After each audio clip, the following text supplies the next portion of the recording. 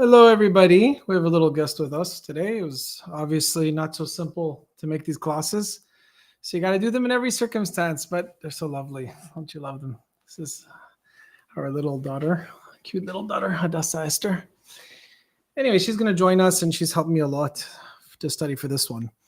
So we talk about a situation whereby we see ourselves asking ourselves, is there a reason why these things are happening to me that are so difficult?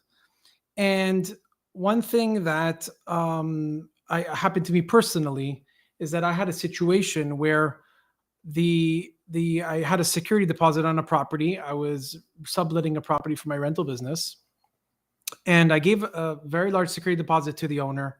I paid him on time every single month. When it came time to get my security deposit, when the lease was over, he did not want to give it back to me.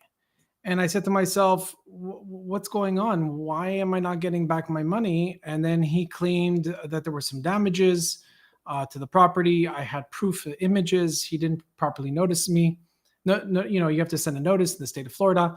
Long story short, I went in front of the judge. The judge said, yeah, you're right. He didn't notice you. He didn't do this. He didn't do that. At the end of the judgment, everything was in our favor. The judge said, you know what? He doesn't owe you the money, and I don't believe he knows you the money. You should know better. And just basically sided with the other guy and made him pay his legal fees as well. This was very disappointing because I said to myself, why is this happening to me? I don't understand. And there are times where a person you're entitled to to compensation or to getting your money back, but for some reason Hashem says, you know what, this is not the time. This is not the time for you to win. This is not the time for you. There's a reason why you're not supposed to get this money.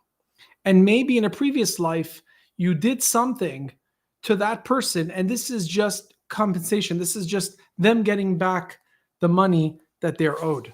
So there's an interesting story in this book that mentions a story of the Baal Shem Tov, that he was once visiting a very wealthy guy, and he saw, he was wealthy. He visited him, and he was by him, and he said, look, is it possible for you to give me something as a gift from your wonderful house? You have so much. Can I choose something? He said, yeah, of course, choose whatever you want. He said, well, I'd like to have that horse. He says, oh no, I'm sorry, but that horse is like the equivalent to 4 horses. And so, you can take anything, I'll gift you anything else. I want to help the rabbi and the community, whatever it is that you want, let me know. We went ahead and he went ahead and saw, he said, you know what, do you have any debts that were owed to you? So he goes through his book. He says, yeah, there's this one debt of a guy who owes me a lot of money. And basically, I never got this money, and he died. And so you could take that debt. And so if I'm never going to collect this money anyways. So if you find a way to get the money, good, God bless. So what he did was he took that paper with that contract, with the debt that was owed, and the Baal Shem Tov ripped it. And, he didn't think too much of it, and then he left. And what ended up happening was that the Baal Shem Tov, what happened shortly after was that this magnificent horse actually died shortly after.